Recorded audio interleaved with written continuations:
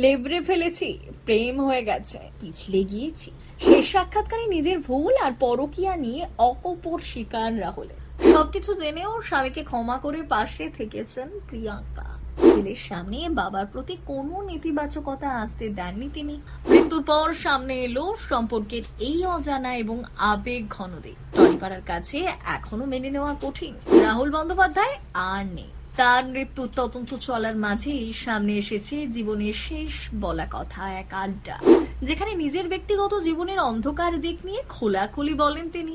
নিজের পরকীয়া ও ভুল সিদ্ধান্তের কথা স্বীকার করে রাহুল জানান, একসময় তিনি ভুল পথে চলে গিয়েছিলেন, কিন্তু প্রিয়াঙ্কা তাকে ক্ষমা করে দিয়েছে।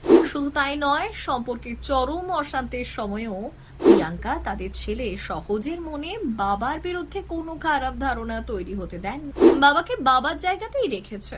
রাহুলের কথাতেই উঠে আসে প্রিয়াঙ্কার এই মানসিক শক্তি আর বড় মনই তাদের সম্পর্ককে ধরে রেখেছিল। মৃত্যুর পর এই কথাগুলো সামনে আসতেই আবেগে ভাসছেন অনুরাগীরা, আর প্রিয়াঙ্কার প্রতি সম্মান আরো বেড়েছে। অন্যদিকে তালসারিতে তার মৃত্যুর তদন্ত চলছে, আর এই কঠিন সময়ে পাশে থাকার জন্য সকলকে ধন্যবাদ জানিয়েছেন প্রিয়াঙ্কা।